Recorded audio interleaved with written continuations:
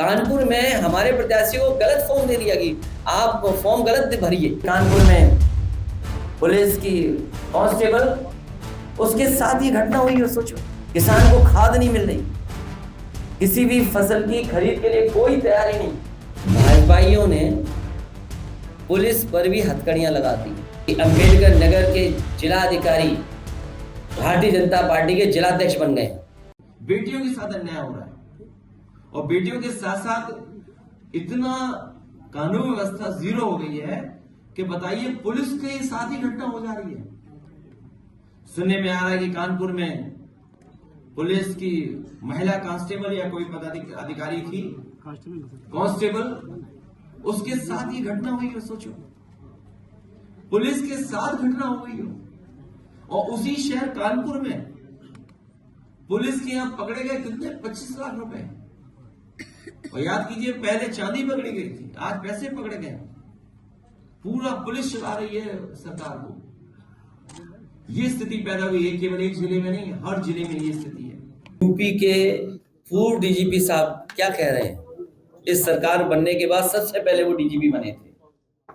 वो क्या कह रहे हैं कि यूपी पुलिस बहुत दबाव में है। यूपी पुलिस बहुत दबाव में है, निष्पक्ष कार्रवाई नहीं कर पा रही है।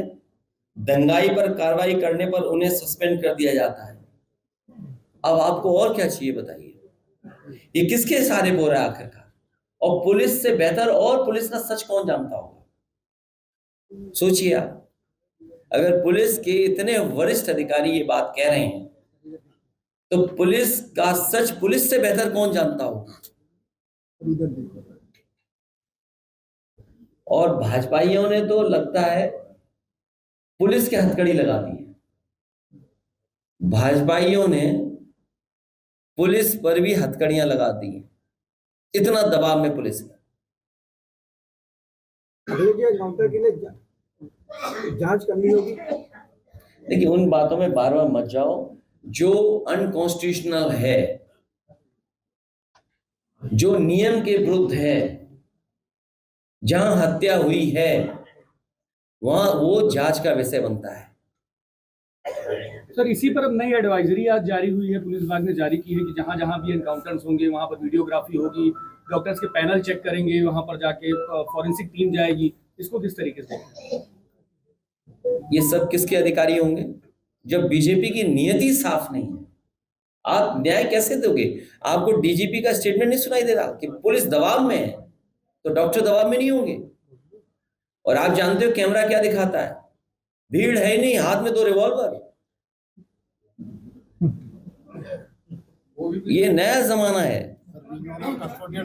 और सोचिए, बिजनौर में जो कस्टोडियल डेथ हुई है, मतलब कितनी उम्र का लड़का था और पुलिस को जेल जाना पड़ रहा है। सोचिए किसके दबाव में पुलिस काम कर रही है आखिरकार। आप 18 साल के नौजवान की इतनी पिटाई कर रहे हैं कि उसकी जान चली जा रही है। और ये कस्टोडियल डेथ एक जगह नहीं हो रही है, पूरे उत्तर प्रदेश को इन्होंने कस्टोडियल डेथ में नंबर 1 बना दिया है। कस्टोडियल डेथ में आप नंबर 1 हैं, फेक इनकाउंटर से नंबर 1 हैं। और देखिए क्या है, कानून क्या कहता है, इनका संविधान क्या कहता है। अगर आपने एक यादव का इनकाउंटर कर दिया या इनकाउंटर में हत्या कर दिया आपने, तो उसको बैलेंस करने के लिए हमें छतरी भी मारना पड़ेगा। बताइए ये कहां का कानून है? आपने एक यादव की हत्या कर दी, अब आपको बैलेंस करना है, समाज में दिखाना है कि निष्पक्ष है, तो आपने एक छतरी की भी हत्या कर दी और उसके पिताजी घर वालों से कहा कि नहीं, ये तो विपक्ष की वजह से हत्या हुई है। सोचिए आप। जी, अम्बेडकर नगर के सांसद लालजी वर्मा कह रहे हैं कि वहां मुस्लिम प्रधानों को बुला के धमकाया जा रहा है। मैंने आपसे कहा कि अंबेडकर नगर के जिलाधिकारी भारतीय जनता पार्टी के जिलाध्यक्ष बन गए। सोचिए आईएएस को क्या ट्रेनिंग दी गई होगी, क्या मसूरी से ट्रेनिंग पा करके आए होंगे। ये मसूरी से ट्रेनिंग हुई है क्या बीजेपी वालों ने ट्रेनिंग दे दी है?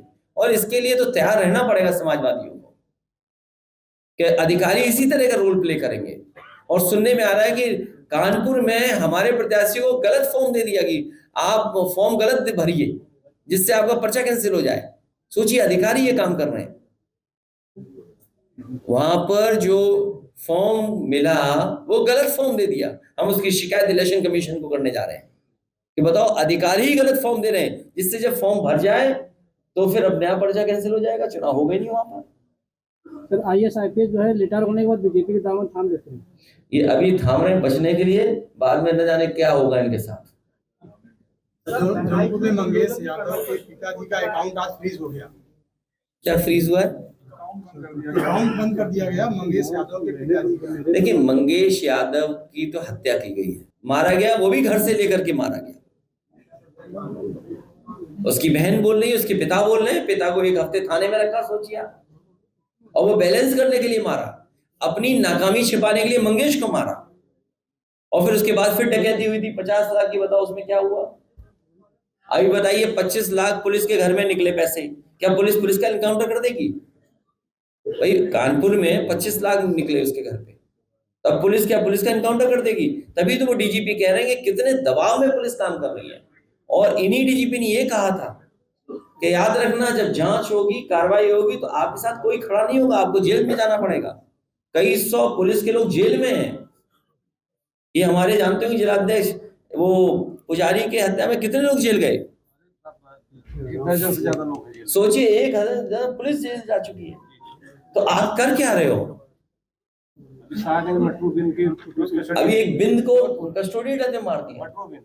सोचिए, क्या नाम है, मटरू बिंद को ले गए और मार के जान ले ली आपने। 19 तारीख को 18 को पकड़ा। बहराइच का मामला सर सुप्रीम कोर्ट में पहुंच चुका है, तो हो सकता है उस पर डिसीजन आएगा, क्या कहेंगे? रोक लगा दी भी हाल फिलहाल की, अभी वहाँ बुलडोजर नहीं चलेगा।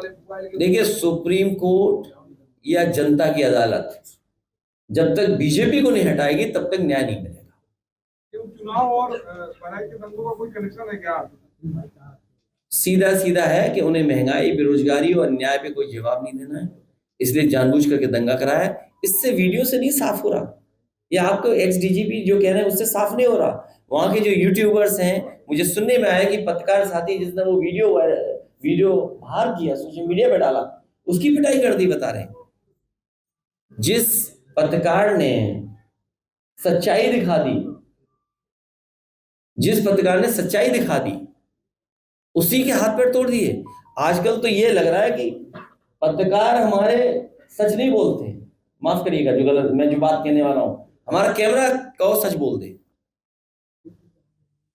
आप लोग थोड़ा घुमा फिरा के एडिट कर सकते हो, लेकिन कैमरा एडिट नहीं कर सकता। कैमरा जो देखेगा, जो सुनेगा, वही चलाएगा। तो जब सोशल मीडिया पे वो बातें आ गई, सोशल मीडिया पे जब वो चीजें आ गई, तो उस पत्रकार के खिलाफ कार्रवाई कर दी। बिजली महंगी, किसान को खाद नहीं मिल रही, किसी भी फसल की खरीद के लिए कोई तैयारी नहीं, अभी भी सड़कों पे जानवर हैं, और पिछड़े, दलित और जो गरीब लोग हैं, उन समाज के साथ न जाने क्या क्या हो रहा है। घटनाएं दिन प्रतिदिन सुनने को मिल रही है। बेटियों के साथ अन्याय हो रहा है, और बेटियों के साथ साथ इतना कानून व्यवस्था जीरो हो गई है कि बताइए, पुलिस के साथ ही घटना हो जा रही है।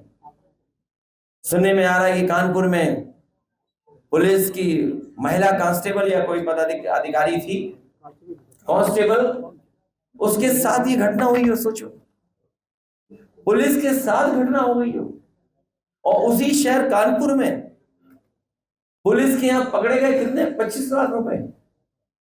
और याद कीजिए, पहले चांदी पकड़ी गई थी, आज पैसे पकड़े गए। पूरा पुलिस चला रही है सरकार को।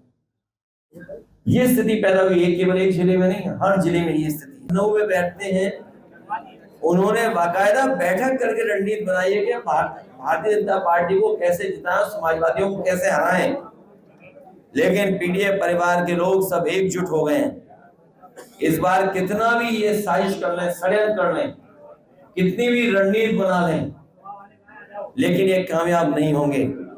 सुनने में यहां तक आ रहा है कि जिलाधिकारी वो भारतीय जनता पार्टी के जिला अध्यक्ष बन गए हैं। अभी अंबेडकर नगर से सुनने में आ रहा है, और वहां के हमारे कार्यकर्ता नेताओं ने भी बताया, और प्रेस के जिम्मेदार लोगों ने भी बताया कि यहाँ के जिलाधिकारी जिला अध्यक्ष भारतीय जनता पार्टी बन गए हैं, और प्रधानों को ढूंढ रहे हैं, कोठेदारों को ढूंढ रहे हैं, उनको डरा धमका रहे हैं, जबकि अभी नॉमिनेशन नहीं हुआ है। उसके बाद जिलाधिकारी ये कर रहे हैं। क्या ये IAS अकेडमी में यही सिखाया जाता है? क्या ये आईएएस लोग इसीलिए ट्रेन होके गए हैं? इन अधिकारियों की तस्वीर लगाकर के हम लोग कहेंगे कि भारतीय जनता पार्टी के अधिकारी बन गए। अधिकारी नहीं है, ये वहां के संगठन के पदाधिकारी बन गए। और फिर आज एक वीडियो वायरल हो रहा है, जो बात मैंने पहले कही थी और फिर मैं दोहराता हूं। उत्तर प्रदेश में दंगा कराने का काम बहराइच में अगर किसी ने किया तो भारतीय जनता पार्टी के नेता उसमें शामिल थे। उनके विधायक अपनी ही पार्टी के कार्यकर्ताओं पे एफआईआर दर्ज करा रहे हैं और क्या उसमें धाराएं लगवा रहे हैं कि इन्होंने षड्यंत्र किया और दंगा करवाया है।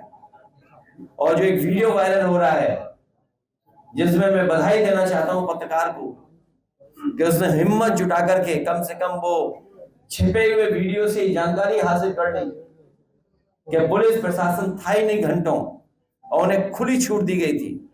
इसी तरीके से हिटलर काम करता था, पहना करके आगे कर देता था। हिटलर के जमाने में ये होता था कि पुलिस को खुली छूट दे दो या हटा दो पुलिस को और दंगा होने दो, घटना होने दो। और ये इस महंगाई का उनके पास कोई जवाब नहीं है, बेरोजगारी का उनके पास खत्म होने कोई जवाब नहीं है। आरक्षण ये छीन रहे हैं, संविधान के तहत और जो व्यवस्था है उसको नहीं लागू होने देना चाहते हैं। निवेश के नाम पर ये इनका पर्दाफाश हो गया है, इनकी पोल खुल गई है कि कहीं कारखाना उद्योग नहीं लगा है। और जिन्होंने इतने साल नहीं लगाया अब उतने दिन भी नहीं रहेंगे इस सरकार में। सोचिए, जितनी सरकार चल गई है अब तो उतना समय भी नहीं बचा इनके पास। और हमें उम्मीद है आने वाले समय में ये पीडीए की लड़ाई को और मजबूत बनाने का काम करेंगे। जिस तरीके से सामाजिक और राजनीतिक रूप से भारतीय जनता पार्टी ने धोखा दिया है, हर समाज के लोग ये समझ गए हैं कि भारतीय जनता पार्टी पीडीए परिवार की दुश्मन है। और ये चुनाव में भी हम लोगों को देखने को मिल गया। बीएलओ को हटाना, अधिकारियों का हटाना, पुलिस सिपाहियों के नाम पता जानकारी करना, फिर जात के आधार पर हटाना,